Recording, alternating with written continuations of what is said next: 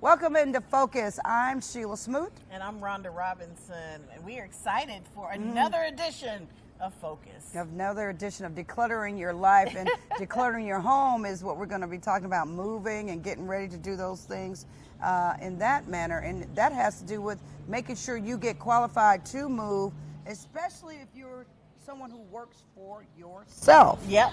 And I can relate to that. Yeah. You know, having my own business and Right. all. So I'm curious to find out, how do you qualify for a mortgage what you need to if do. you're self-employed. We are at the lovely Railroad Park. Yes, we are. It's and beautiful. We are so thankful for their support of Focus, the television show. Yeah. Shout out to the board of directors, executive directors, and everybody that works in security. Is great here, but you know, I love it. You know, there's so many working parts here, and it's all good. And you can work out too. We did that last time. Yeah, I didn't work out. We'll have to come and participate. You know, they have a line dancing class on Friday. Really? Now that's my spin. I will do the line dancing class. What time? I'll be here. 6 o'clock, and it's free. Okay, I'm coming to the line dancing class because that way I can move, have fun, and you know, it's Friday, go home, and I have to get up and go to work in the morning. Yep. Well, except for this show comes on at 5:30. I love when you can exercise and it doesn't really feel like exercise. Yeah, that's You what I know, have to do. Dancing I is cannot. fun. Yeah, and fundamental. So we're thankful for those exercise classes that are offered for free at Railroad Park, thanks to Blue Cross Blue Shield of Alabama. Right. And how can we get it? How can we get in touch with Oh, knowing yeah. all the schedule? You just go on their website, railroadpark.org, and you can find out all the information about the events, all of the classes, everything that's going on. If you want to make a donation, all of that good stuff's on the website. Railroad Park is a foundation, and so they have to sustain. So all your donations from anywhere in the country are welcome and most needed. But you get a lot for that little donation. So you should make it a big donation, but you get a lot. And so today's topic is, how do you get a mortgage if you're self-employed? Self-employed. And we have our wonderful friend from Fairway Independent Mortgage to chat with us about that. But before that, I'm going to share with you the hot topic for this episode. So what I'd like to talk about from nerdwallet.com.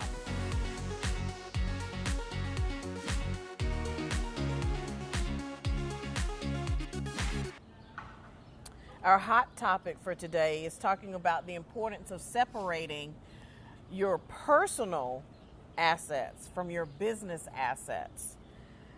So the U.S. Small Business Administration suggests that you open a business bank account, apply for a DUNS number, which is a Data Universal Numbering System number. This allows you to actually build credit for your business.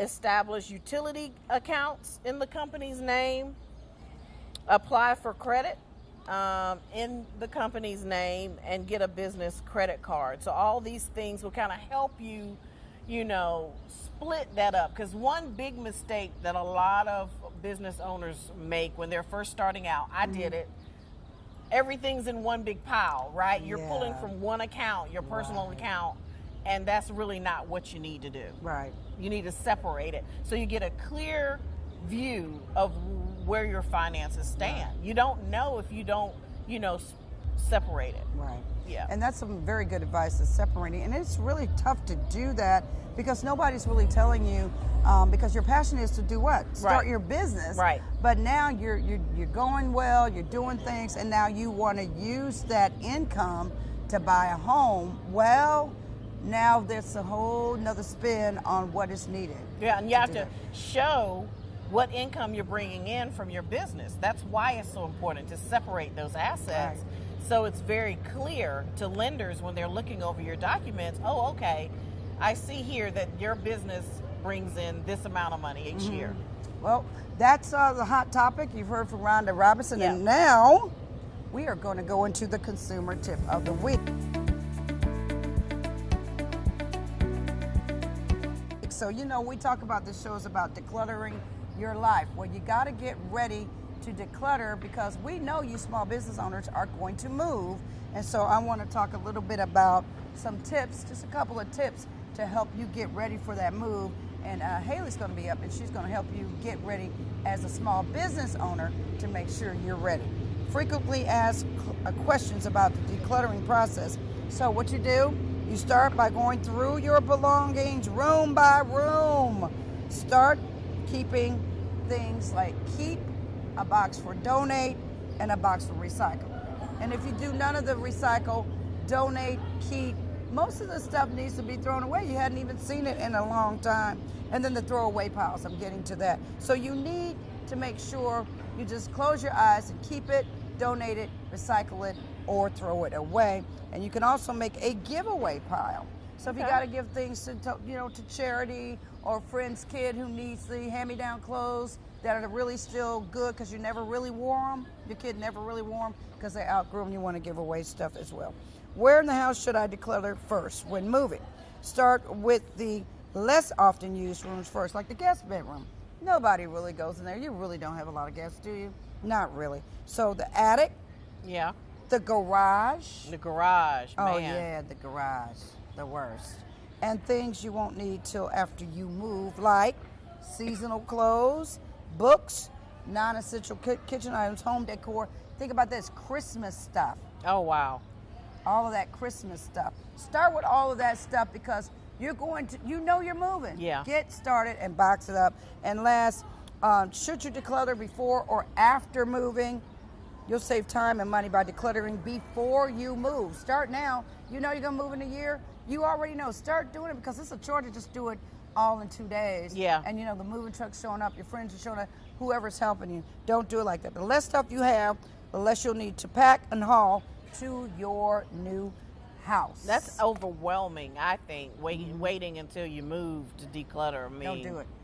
Woo. It's overwhelming. Like, You that's said it. unnecessary stress. If nobody's been in the second bathroom or the guest room, or you haven't been up in the attic, start with something simple that you can take a few boxes and get to it because bottom line, and label. I like that tip about the donate pile, and the giveaway pile and the throwaway pile and all that. Because it's easier if you just throw it in those boxes. Let them do the heavy. You just take that box and just do that donate. And you can start doing that now. And every month, if you know you're not moving for 6 months, every month do that, and take a box out of the house, out of the apartment. Take it out and start, minimizing what you do have to move with. Yeah, I love that. My consumer tip of the week. So we're going to bring in our family member now. We call her an expert, but she's basically a part of the family now. Because Haley likes to move people in and move people out. All right, so we're going to bring her in and talk about some great things courtesy of Fairway Independent Mortgage in just a few seconds.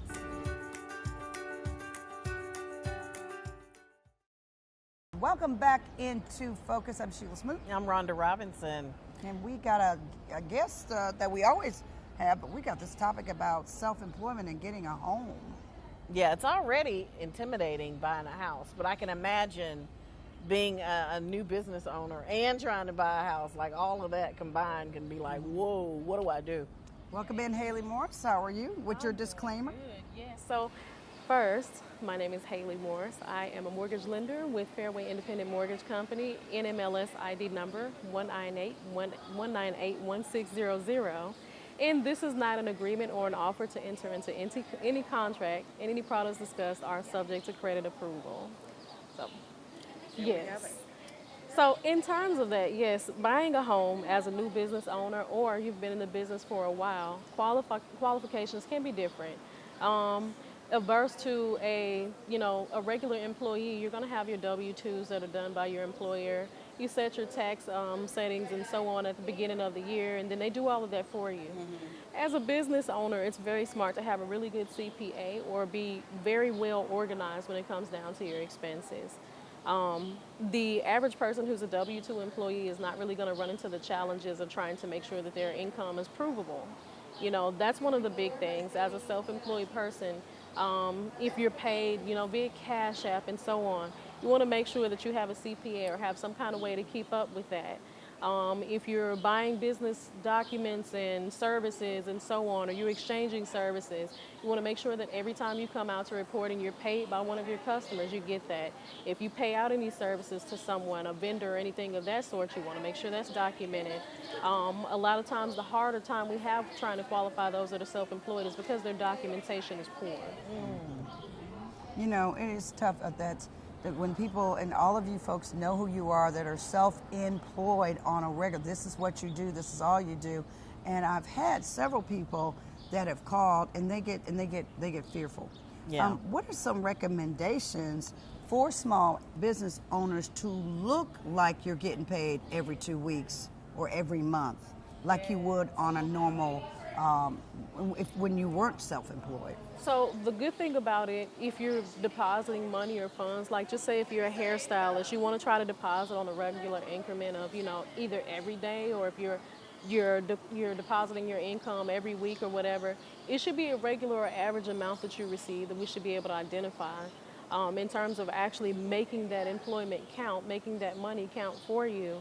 You want to make sure that it's documented via your tax returns. If you pay yourself on a W-2 or your 1040 set up and you have your own 1099, you want to make sure that all of that is documented.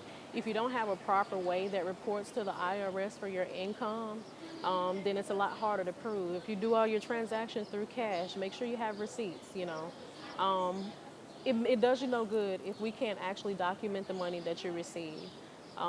The best word of advice in terms of how long you want to keep those documents, you want to at least have 2 to 3 years documented of that steady income. That way we can break out an average of your trend of, what your average monthly income is. And if you set and made this much in 2022, then you're set to look like this month in 2023 and so on going forward.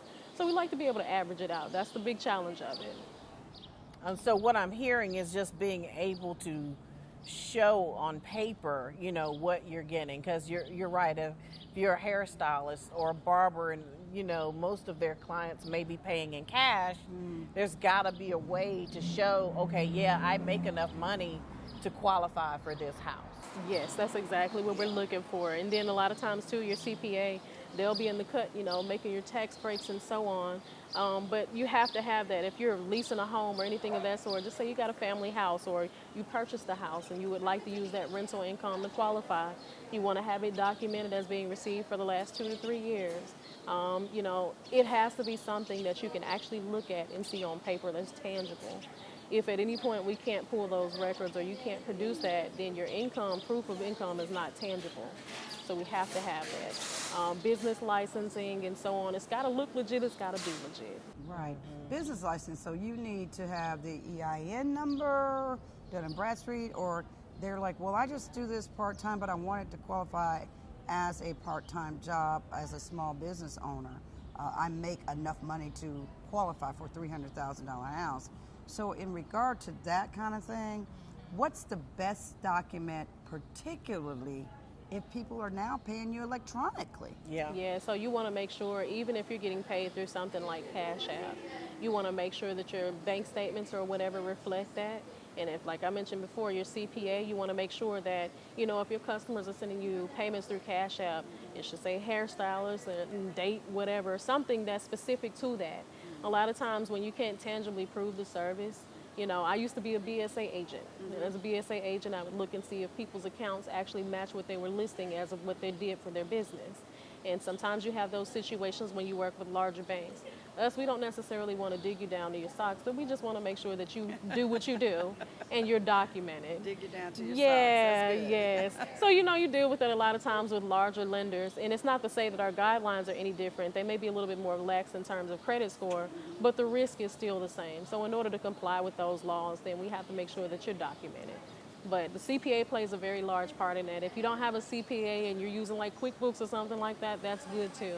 A lot of the times the ways that you are used to pay, like Square or Cash App, sometimes you can download those transactions and it'll be easier to kind of flip that around too to give to your CPA. But I keep stressing a CPA because a CPA is a shortcut to all the rules. Right, and they know the rules. Right. One of the things I struggled with as a business owner, and I still struggle with Right. this, is I don't know everything, and I'm always paranoid, because before I started my business, I used to do my own taxes. Now I'm a little paranoid about doing my own taxes because I'm scared I'm gonna miss something. Like, Right. am I doing everything I'm supposed to do so that I don't get in trouble? And Did then I miss what about something? your breaks? Yeah. You know, your CPA is going to tell you about your good tax breaks. Did you donate anything? Did you buy a new house? You know, Yeah. Right. it all depends. Sometimes when you buy a new house, you get paid. You get, you know, a tax return. Well, not a tax return, but you get some kind of money back from that Right, purchase. right. So it all just depends. Your CPA is going to break you in on a lot of that. If you don't have a CPA, ask around. Right. Certified public accountant, not to be confused with the tax man. Certified public accountant. You know, that's one of the things I think a lot of small business owners do get fearful of not being able to afford a home. And I always say, as a small business, start small with a house. I mean, you don't have to have the biggest house out there. I know you have the income, but I always tell people to get in the game by sticking your toe in the water. Yeah. And that way, you know, if something's happening, you start low. I started low. You started low. And that's because my real estate agent and my lender said, hey, just because you approve of this don't mean you have to spend this. Right. And I'm a stickler on that, to stay and live within your means. I love having a nice home, but you know, if you're gonna get a house and you know you're about to get a house, Right. Haley, help me out. Don't go buy a car That's a that's $1,200 very big car note. deal. To piggyback off of that, you know, a lot of times for first-time buyers, just say for instance they're coming from an apartment where they might have been paying $900 to $1,200 a month. This is your first big girl, big boy purchase, and now you're doing, you know, $1,600, $1,700, $2,100 a month. You want to make sure you can ease into that and actually not bite off more than you can chew. Some places you may have what's called a debt ceiling, to where you can only go so much beyond what you used to pay before if you're a first-time home buyer. And it's more of a safeguard to you as well as your lender, because if you lose the home, we lose the money too. So we want to make sure that you're educated. The best way to combat fear is going to be knowledge. So if they lose the home, you as a lender lose the money? How is that? Well, the lender takes a hit on that mortgage, but we're backed by mortgage insurance if you have a loan that has it, which kind of helps us out. But in terms of foreclosure, you also have options there. Typically with Jefferson County, Tuscaloosa County, they have a website that does your mortgage recovery. And basically it can guarantee you up to $50,000 that they'll pay you out of your situation. So check with your local county. Sometimes they're posted on the websites for the county as well, the county courthouse, or circuit courthouse. But yes, that is a free service as well. It is not a loan. If you're looking at foreclosure or something like that, and you can't sell, or you don't know if you have the time to sell, consult with the mortgage lender, consult with the realtor, and then if all else fails, you might have that as something to fall back on. A lot of people are not really avid to their resources, but you can always call a local lender. My background, of course, I'm our person that finds the deals for those that are low to moderate income and so on. So in terms of that, with Community Reinvestment Act and so on, it makes me a little bit more versed with those options as well.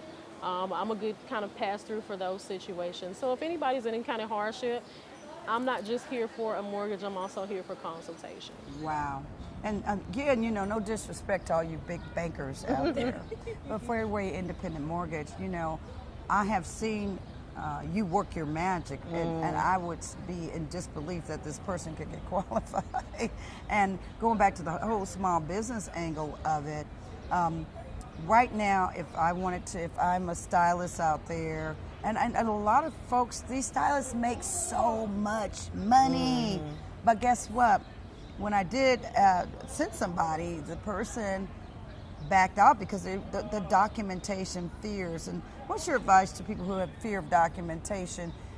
Where do you start? Do you just start? Do you just call you up and say, hey, and get that consultation?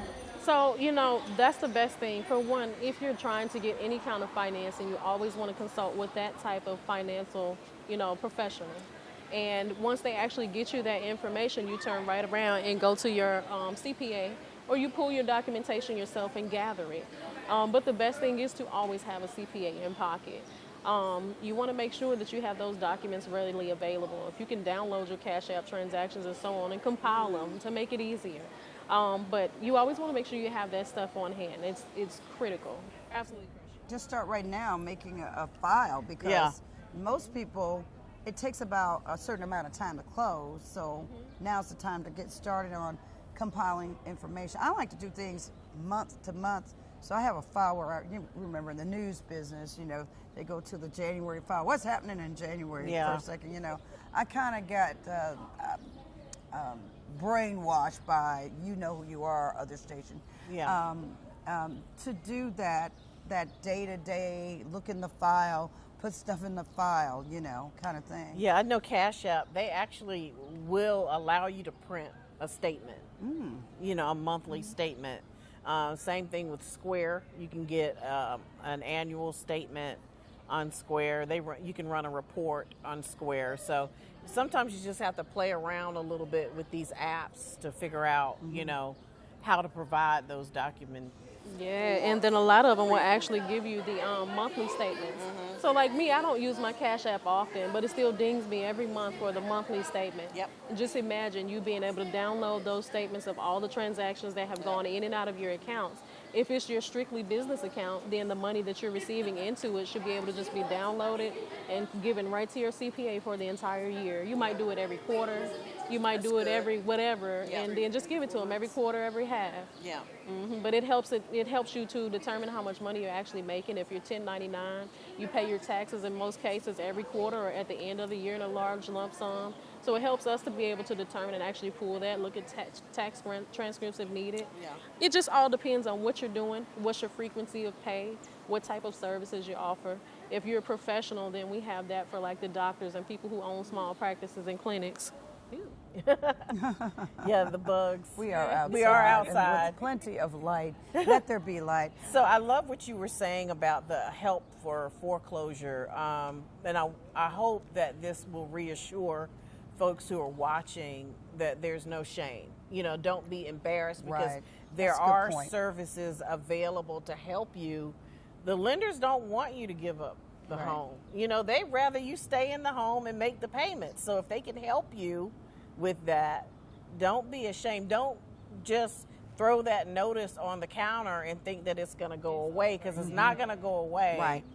And it's only going to get worse. And that's to get you prepared because you want to be able to get back in a home Yeah. again. Yeah. So don't let that first one take you under. Yeah. Yeah, And those because of the foreclosures fear. they're the opportunity that you have with a foreclosure, you could still regain your house back as well. In some cases, you might have up to a year, Wow. even if someone moves in to come back and claim your home. Wow. Yeah, redemption. You have a right of redemption. You may have a right of Wow. redemption. And if you just don't want to let your home go, but you're not too far behind, you can consult with a realtor. Sheila's been in the business for years. You can lease your home. Imagine having a home from back in, that you purchased in 2005. The mortgage was $800, and now you can double up at 16. Wow. Yeah, that's good because that is a You might have to move, but you may be able to afford the new mortgage or the new apartment somewhere else up until you get your house out of foreclosure. You never know. Right. But if your mortgage was done back then you can almost double it now for how much rent is going. So it just depends on what you have. Consult with the professional before you just call it quits.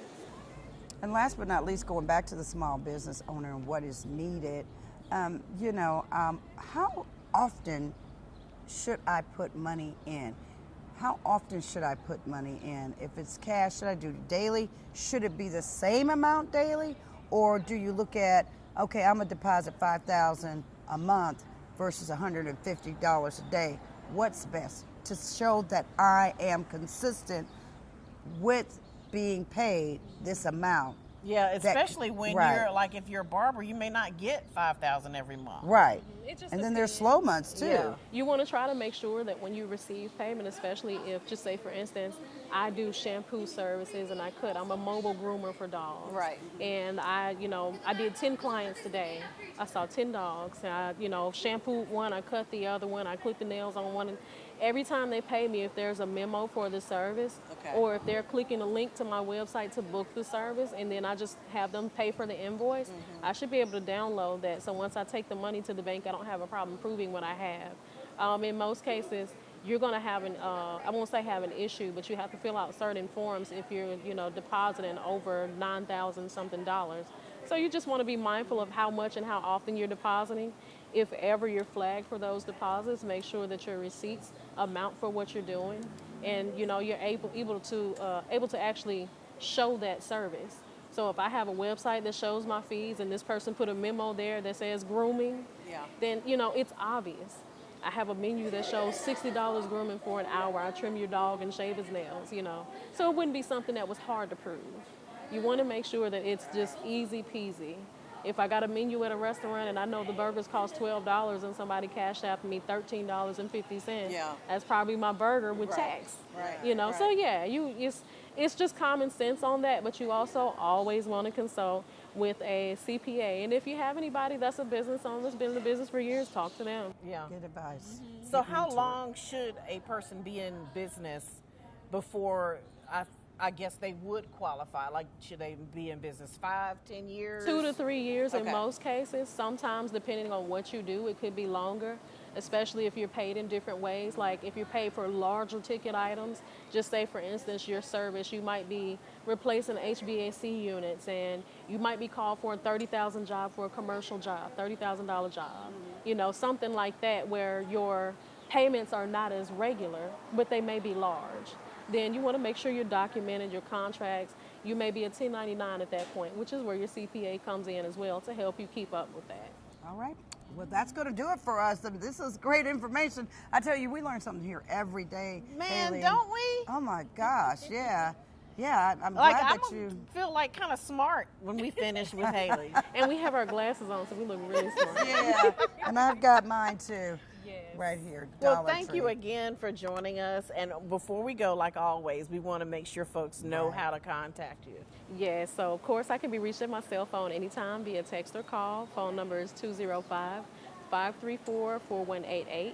You can also check me out on Fairway's Independent Mortgage website. And you can also send me an email. My email address is Haley, that's HALLEY, .Morse, MORSE, at fairwaymc.com. Thank you so much. Thank you. Always a pleasure. All right, folks, we'll see you next time. Thank you so much for tuning in. Okay, she's Rhonda Robinson. I'm Sheila Smoot. And don't forget to stay focused.